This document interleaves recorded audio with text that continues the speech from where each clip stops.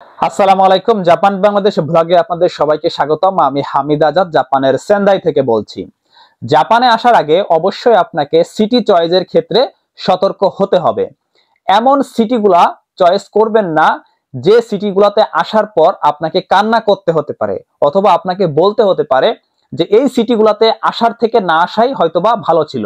আজকের এই ভিডিওতে আমি কয়েকটা সিটি মেনশন করব যে সিটিগুলাতে আসলে হয়তোবা আপনাদের সমস্যা হতে পারে আবার নাও হতে পারে। তবে আমি আমার জায়গা থেকে বোঝানোর চেষ্টা করব। এই ভিডিওতে হয়তোবা অনেকে দ্বিমত পোষণ করতে পারে বা অনেকে একমত পোষণ করবে, কারণ সবার ক্ষেত্রে যে সবকিছু হবে বিষয়টা ওই রকম না। সুতরাং জাপানে আসার আগে আপনাকে কয়েকটা বিষয় মনে রাখতে হবে। সেটা হচ্ছে, আপনি যদি জাপানে আসতে চান, আপনি কোন সিটিতে আসবেন, সেই সিটিতে ইনকাম কেমন, সেই সিটিতে খরচ কেমন, সেই সিটিতে কাজের সুযোগ সুবিধা কেমন। তো আজকের এই ভিডিওটা জুড়ে সুন্দরভাবে আমি বোঝানোর চেষ্টা করব জাপানের কোন সিটিগুলোতে আপনার আসা উচিত হবে, কোন সিটিগুলোতে আপনার আসা উচিত হবে না। ভিডিওটি না টেনে সম্পূর্ণ দেখবেন। এখনো পর্যন্ত আমার ইউটিউব চ্যানেলটি সাবস্ক্রাইব না করলে সাবস্ক্রাইব করবেন, ফেসবুক পেজ থেকে দেখলে অবশ্যই পেজটি ফলো করবেন। ধরুন আপনি সিদ্ধান্ত নিচ্ছেন যে হয়তোবা 2025 সালে বা 26 সালে জাপানে আসবেন। এখন আপনার কি কাজ?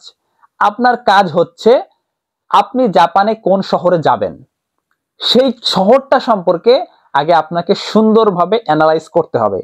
এই শহরের ছোট বিষয় থেকে শুরু করে বড় বিষয় পর্যন্ত প্রত্যেকটা বিষয়ের উপর ধারণা রাখা আপনার নৈতিক দায়িত্ব বলে আমি মনে করি। কারণ বাংলাদেশ থেকে বা ইন্ডিয়া থেকে অনেক মানুষ কিন্তু জাপানে আসে, অনেক টাকা পয়সা ধার দেনা বা ঋণ করে কিন্তু এই জাপানে আসে। এখন আপনি এমন একটা শহর সিলেক্ট করলেন বা এমন একটা শহরে আসলেন যেই শহরগুলোতে ইনকাম কম, বেতন কম, জব ফ্যাসিলিটি কম। দিন শেষে দেখা যাচ্ছে কি, ধরেন আপনার বন্ধু আসছে টোকিওতে আর আপনি আসছেন একটা গ্রাম সাইটে বা অন্য একটা সিটিতে। আপনার বন্ধু প্রতি মাসে ইনকাম করতেছে, কথার কথা বললাম 2 লাখ, আপনি ইনকাম করতেছেন 1.5 লাখ।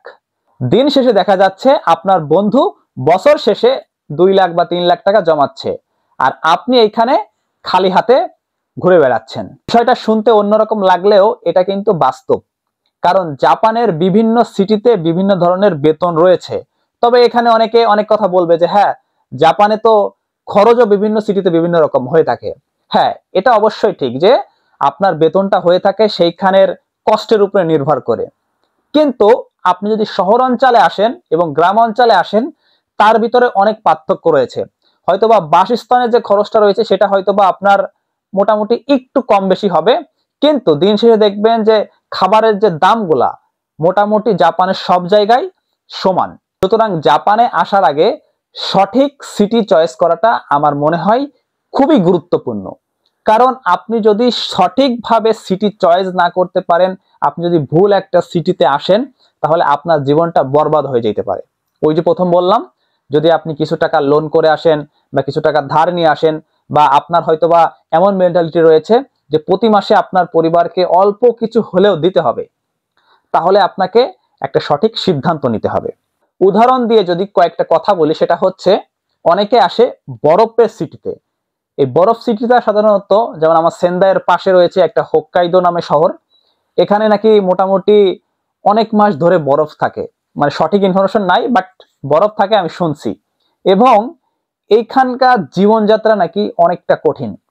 এখন একটা কথা হয়তো বলতে পারেন যে যারা এখন সেইখানে আছে তারা হয়তো বা ভালো পজিশনে আছে, আবার অনেকে দেখবেন সেইখানে থেকে ভালো কোনো কিছু করতে পারতেছে না। এটা হয়তো বা ব্যক্তি হিসেবে ভিন্নতা হতে পারে। কথার কথা, সেন্দাইতে থেকে অনেকে 2 লাখ ইনকাম করতেছে, আবার সেন্দাই থেকে অনেকে 1 লাখ ইনকাম করতেছে, এটা হয়ে থাকে। তবে যদি আপনি এভারেজ করে দেখেন, দিন শেষে দেখবেন যে এই যে কষ্টকর সিটি যেগুলো রয়েছে, এইখানে ইনকাম করা যেমন কষ্টকর, জব পাওয়াটাও কিন্তু অনেক কষ্টকর। তো আমি কয়েকটা সিটির নাম আমি পাশে দিয়ে দিচ্ছি, কারণ সবগুলো সিটির নাম আমার মনে নাই আর আমি লিখেও রাখিনি। জাস্ট স্ক্রিনশটটা আমি দিয়ে দিচ্ছি, আপনারা দেখে নিন। এই সিটিগুলোতে সাধারণত জব ফ্যাসিলিটি একটু কম। এই সিটি থেকে অনেকে ভালো ইনকাম করতেছে, আবার অনেকে ইনকাম করতে পারতেছে না। ওই যে একটা কথা বললাম, এভারেজ করে যদি আমি ধরি, তো এই সিটিগুলোতে সাধারণত মোটামুটি একটু চলাচল করা বা জীবনযাপন করা একটু কষ্টকর। এখন এটার সাথে দ্বিমত হতেও পারেন, অনেকে একমত হতেও পারেন। শুধু যে এই সিটিগুলা এরকম না, আরো অনেক সিটি রয়েছে। অবশ্যই জাপানে আসার আগে আপনাকে একটা সঠিক সিদ্ধান্ত নিতে হবে। এখন অনেকে আরেকটা মেন্টালিটি নিয়ে জাপানে আসে। কি সে মেন্টালিটি?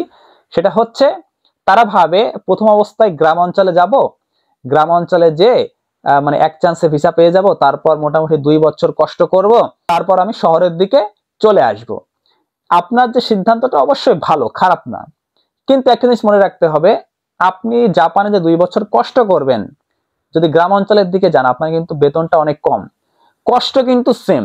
টোকিওতে যে কষ্ট করতেছেন ওইখানে গিয়েও কিন্তু আপনাকে সেই কষ্ট করতে হচ্ছে, এবং জাপানে 2 বছর পরিশ্রম করার পর আপনার যে শক্তিটা ক্ষয় হবে, আপনি যখন সিটিতে আসবেন তখন আপনি মানে এর পার্থক্যটা বুঝতে পারবেন, যে 2 বছর আপনি গাধার মতো খাটুনি দিয়ে যে ইনকামটা করছেন, আর এইখানে এসে সেম পরিশ্রম করে ওর থেকে বেশি যে ইনকাম করতেছেন, তখন এর পার্থক্যটা আসলে বুঝতে পারবেন। তো যাই হোক, সবার উদ্দেশ্যে একটা কথা বলবো, দিন শেষে আপনারা যদি জাপানে আসতে চান অবশ্যই নিজে আগে অ্যানালাইজ করবেন। দেখেন, মানুষের তো মতামত বিভিন্ন ধরনের থাকতে পারে, কথার কথা আমার মতামতের সাথে হয়তো আপনার মতামত মিলবে না, কিন্তু আমি যে পরামর্শটা দিচ্ছি এটা আপনার জন্য কতটুকু গুরুত্বপূর্ণ আপনি জাপানে আসার পর বুঝতে পারবেন। আপনি জাপানে আসার আগে নিজে নিজে অ্যানালাইজ করেন যে আপনার জন্য কোন শহরটা ভালো হবে, আর সেই শহরে যদি আপনি অ্যাপ্লিকেশন করতে চান, সেই শহরে অ্যাপ্লিকেশন করতে হলে আপনার কাগজপত্রগুলা কতটুকু মানে সঠিক থাকতে হবে সেটাও কিন্তু আপনাকে মনে রাখতে হবে। আপনি যদি টোকিওতে অ্যাপ্লিকেশন করতে চান, প্রতিটা কাগজ আমার মনে হয় আপনাকে অরিজিনাল দিতে হবে। ব্যাংক স্টেটমেন্ট থেকে শুরু করে যত কাগজ আছে না কেন সবকিছু অরিজিনাল ভাবে আপনাকে সাবমিট করতে হবে। আপনি যদি অরিজিনাল ভাবে সাবমিট করেন দেন আপনার সিওই আসবে এবং আল্লাহর রহমতে আপনি ভিসা পাবেন। এখন অনেকে অরিজিনাল কাগজ সাবমিট করেও ভিসা পায় না বা সিওই পায় না, এটা হয়তো তাদের ভাগ্যের সমস্যা হতে পারে, বা তারা হয়তো পরবর্তী চেষ্টা করলে আবার একটা সময় না একটা সময় সে আসতে পারে, কিন্তু ওইটা না। আপনাকে দিন শেষে যদি সিটিগুলোতে অ্যাপ্লিকেশন করেন আপনার ডকুমেন্টস গুলো অবশ্যই সঠিক থাকতে হবে, ভুলভাল ডকুমেন্টস দিলে কিন্তু আপনার সিওই উঠবে না। সুতরাং এই দিকটাও আপনাকে খেয়াল রাখতে হবে। তাহলে একটা কথাই আপনাকে মনে রাখতে হবে, শহরের দিকে আসতে হলে আপনাকে কি কি করতে হবে, গ্রামের দিকে আসতে হলে আপনাকে কি করতে হবে, আর দিন শেষে এইখানের যে বেতনের একটা পার্থক্য রয়েছে সেটা আপনাকে বুঝতে হবে, পাশাপাশি জীবনযাত্রার যে একটা পার্থক্য রয়েছে সেটা আপনাকে বুঝতে হবে। তো নিজে নিজে ঠিক করার পরে আপনি নিজেই সিদ্ধান্ত নেবেন যে আপনার কোনটা করা উচিত হবে, কোনটা করা উচিত হবে না। দেন আপনার মন যেটা বলবে আপনি সেটাই করবেন। পরামর্শ আপনি 100 জনের কাছ থেকে নেন, কোনো সমস্যা না, কিন্তু দিন শেষে সিদ্ধান্ত আপনাকেই নিতে হবে। সুতরাং এমন কোনো সিদ্ধান্ত নিয়েন না যে সিদ্ধান্তটা হয়তোবা আপনার সাথে সাংঘর্ষিক হয়ে যায়। আপনার পরিবারকে টাকা দিতে হবে, আপনার পরিবারকে সাপোর্ট দিতে হবে, আপনাকে নিজে নিজে সবকিছু খরচ করে চলতে হবে, আপনাকে আবার জাপানে আসতে হবে। এই সব মিলায়ে কোন জায়গায় গেলে আপনার জন্য ভালো হবে এই সিদ্ধান্তটা আপনাকে নিতে হবে। আজকের ভিডিওটি এই পর্যন্ত। সবাই ভালো থাকবেন, সুস্থ থাকবেন। আল্লাহ হাফেজ।